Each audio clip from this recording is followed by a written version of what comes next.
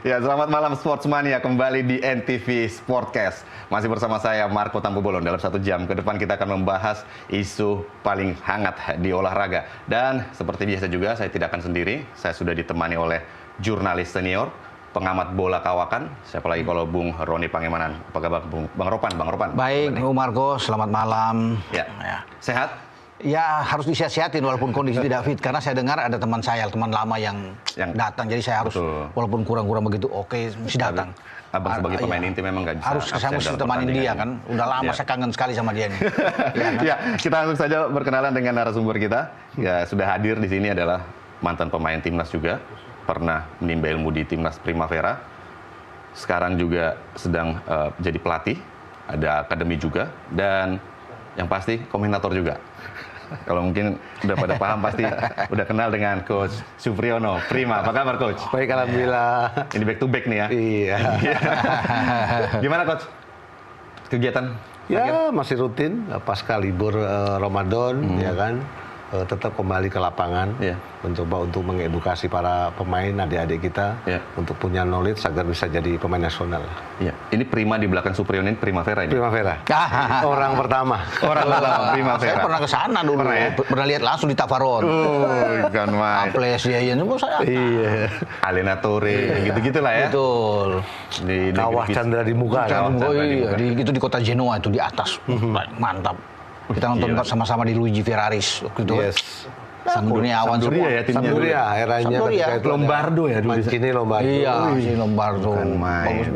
Bagus. Itu dia. Jadi itu tadi kita perkenalan singkat dengan Coach Supriyono, dan tentu saja kita akan membahas topik yang sangat hangat belakangan ini, apalagi kalau bukan timnas Indonesia U17. Timnas U17 ini luar biasa.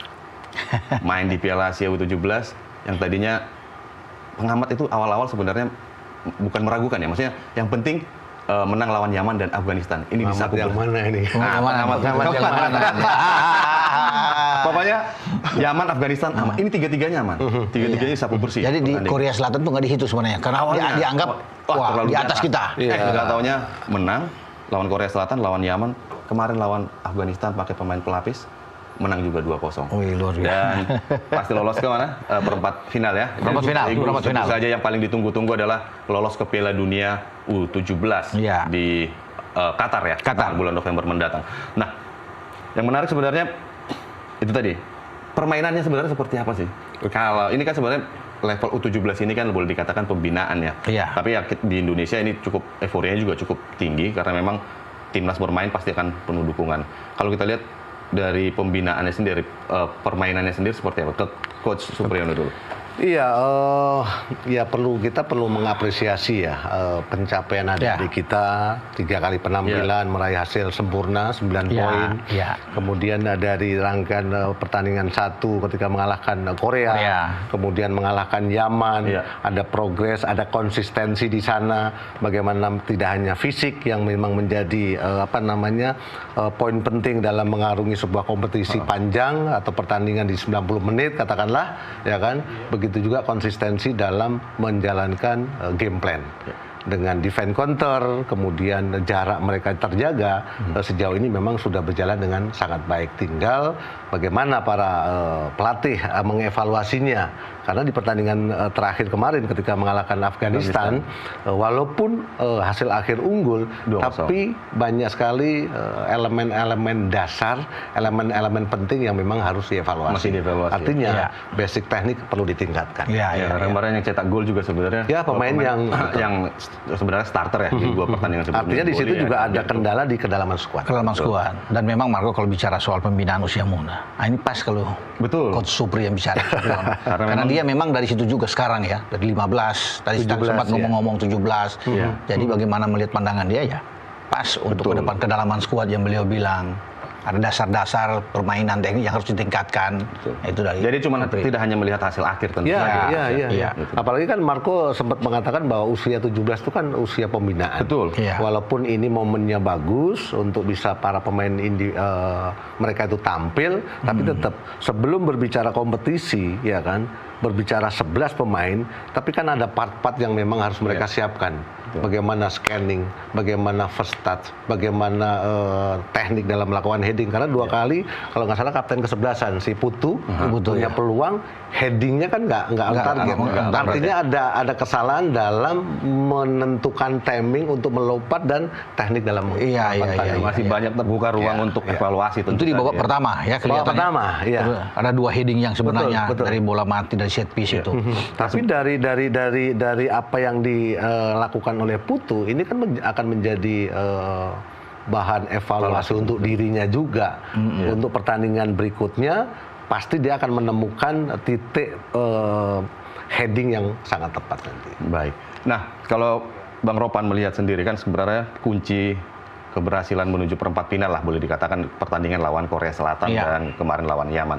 Kalau Bang Ropan melihat ada perubahan skema nggak di antara 2 permainan ini? Karena kita tahu bahwa lawan Korea Selatan sebenarnya kita lebih cenderung banyak tertekan, sementara ketika melawan Yaman kita bermain terbuka dan cukup menciptakan banyak peluang dan akhirnya bisa menang dengan skor 4-1. Iya, saya pikir momen yang paling bagus buat kita ya, artinya kita tidak bisa melihat pertandingan Yaman, pertandingan Afghanistan semalam. Itu kita dapat lawan Korea. Terlepas kita ditekan habis, bertahan, tapi tidak ada yang menduga. Korea ini kan tim yang diunggulkan sebenarnya. Ya, kita imbang aja udah bagus lawan mereka. Tapi ketika kita menang, walaupun itu mungkin di injury time dan dapat dari penalti dari rebound dari Evandra Florasta, disitulah saya pikir titik balik dari kita, pemain-pemain merasa itu mereka terlecut motivasi mereka. Karena dapat 3 poin dari Korea itu tidak mudah. Dan kalau kita bisa mengakhiri sebuah pertandingan di fase grup, kita di atas Korea kayaknya jarang kita lihat bahwa Korea di bawah kita gitu akhirnya di akhir pertarungan ya. Tapi sekarang kita bisa mendapatkan itu. Juara grup. Nggak ada kalau kita satu grup dengan Korea, tiba-tiba Korea di bawah kita, itu jarang sekali. Walaupun mungkin dari sebagai pemain yang lain kita jarang kita bisa melihat itu. Tapi sekarang kan makanya saya bilang momentum itu dapat dari Korea. Jadi kita memang itu yang kita bahas, tertekan, mereka banyak dapat peluang. Tapi ke dalam pertandingan kan tidak melihat lu bermain cantik 7 kali kena tiang, ball position 70%, tapi di akhir pertandingan lu kalah. Ya kan? Tapi kalau lu ditekan habis, Korea peluang sabrek-abrek, tapi judulnya kita yang menang. Orang akan mengingat bahwa Indonesia pukul Korea. Udah titik, nggak akan melihat lagi dulu ball position lu, akurasi tembakan lu. Menang 3 poin itu penting. Nah, di situ saya pikir momen kita sehingga kita bisa mendapatkan itu, tapi lebih bagus lebih percaya diri lawan Yaman. Betul. Padahal Yaman kan tim yang bagus, sudah mengalahkan Afghanistan, tapi akhirnya kita mampu untuk bisa mengalahkan anak-anak dari segi stamina atau fisik yang kita agak pertanyakan di awal bisa nggak? Ternyata mereka melakukan dengan baik. Fisik mereka oke, mental mereka untuk bisa bermain dalam pertandingan ini dan kemudian lawan Afghanistan. Kalau lawan Afghanistan saya pikir karena kita kan sudah lolos, sudah aman, mau kalah juga berapa kosong tetap kita aman sebagai juara grup. Karena kita sudah mengalahkan Korea, mengalahkan Yaman. Itu saya pikir.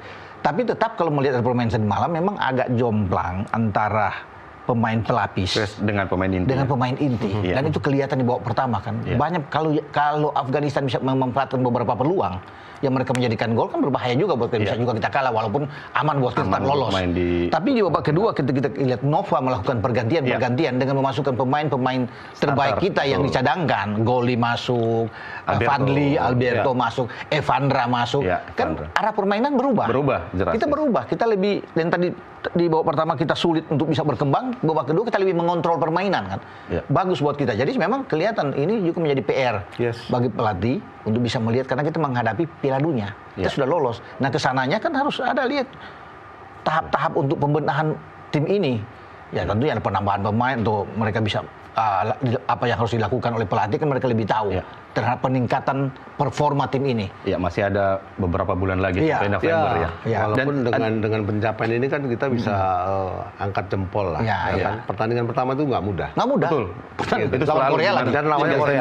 Junior pertandingan pertama kita pernah lawan Korea. Kalau lawan Afghanistan ini betul. Tapi yang menarik sebenarnya mental bertanding para pemain U17 di bawah asuhan Coach Nova ini menurutku ini agak cukup teruji ya. Dalam artian kita bisa lihat bahwa mereka mendapatkan 2 penalti dan dua-duanya bisa walaupun sempat gagal yang waktu lawan Yaman ya. Korea pertama sempat gagal tapi rebound. Ya bagus. Dan gol-gol di menit akhir itu ada sekitar 4 kalau nggak salah yang di atas menit 90. Artinya kan konsentrasi mereka dalam bermain itu cukup konsisten sampai di penghujung lagi. Gimana Coach? Berbicara turnamen itu kan memang tidak hanya kita berbicara menang dan kalah, tapi berbicara konsistensi. Konsistensi itu bisa didapat dari stamina yang prima, gitu loh. Kemudian dari stamina yang prima akan menghasilkan sebuah taktikal yang diinginkan oleh Coach Nova yang bisa diaplikasikan oleh para pemain. Dan ini terbukti, gitu loh. Kolektivitas mereka terjaga, di zona mana mereka mau defend juga sejauh ini bisa berjalan dengan sangat baik kan gitu. Terlepas tadi bahwa kedalaman skuad memang harus lebih dimaksimalkan lagi karena berbicaranya sekarang bukan Piala Asia lagi tapi World Cup. Betul. Karena nanti juga akan berhadapan di perempat final dengan tim yang tidak mudah juga. Jadi di sana dengan grup D ya, di sana ada Korea Utara, ada Tajikistan, Iran, ada Iran juga yang masih berpeluang. Nah, ini gimana kira-kira Bang Ropan? Karena kan agak diuntungkan sih sebenarnya Indonesia karena lolos duluan ya, karena udah bisa memastikan setelah lawan Yaman, jadi bisa menggunakan pemain-pemain pelapis saat berlawan. Dan istirahatnya lebih panjang sedikit dibandingkan dengan di grup D ya. Tapi kita kan tidak boleh memilih lawan. Semua ini kuat. Di grup D itu bagus-bagus semua. Tajikistan, mau Korea, mau Iran di sana kan, Oman juga. Jadi siapapun kita lawan. Sebagai juara grup, kita juara grup loh. Gengsi kita tinggi kan. Kita menghadapi siapapun. Tapi memang kita harus tetap bersiap. Kalau sampai misalnya Goli cedera, Alberto cedera, Evan cedera, siapa? Kalau mau lihat kedalaman yang dibilang Supri tadi kan, kita sudah lihat lawan Afghanistan dicoba kan, ada hanya 5 yang bertahan, ada 6 yang baru. Di starting 11 melawan Afghanistan, ya kan? Nah, kelihatan sekali kan cara main kita. Timpang sekali memang antara tim. Nah, itu yang harus diantisipasi, dijaga. Ya semoga anak-anak dalam kondisi yang baik karena di perempat final ini kan tidak ada yang cedera. Setelah pertandingan melawan Afghanistan mereka aman. Siapapun itu kita harus lawan dong. Saya mau menyoroti sedikit. Kemarin saya berpikir bahwa Coach Nova itu akan memberikan waktu atau kesempatan kepada pemain pelapis untuk di posisi penjaga gawang. Tapi ternyata kemarin Dava masih tetap dipercaya untuk sebagai starter di lawan Afghanistan. Kalau melihat penampilannya sejauh ini gimana, Coach? Dava dengan performa yang sejauh ini kita lihat bersama ya potensinya luar biasa. Postur mendukung untuk menjadi seorang penjaga gawang yang memang kualitas, ya kan. Dan pertimbangan kenapa Dava tidak dirotasi, ya pastinya rotasi memang sangat dibutuhkan. Tapi untuk di lini penjaga gawang itu kan lini yang sangat krusial, ya kan. Apalagi dengan tensi ataupun lawan-lawan yang memang bisa dikatakan bukan lawan yang mudah, ya kan. Minimal dia juga akan menjaga untuk clean sheet. Berarti ada pertimbangan juga untuk juga. Dan terakhir memang terlihat 5 save penting, kan gitu. Soalnya lawan Yaman kemarin dia beberapa kali juga melakukan. Karena untuk rotasi pemain di starting 11 di beberapa posisi dengan penjaga gawang itu beda. Gitu loh.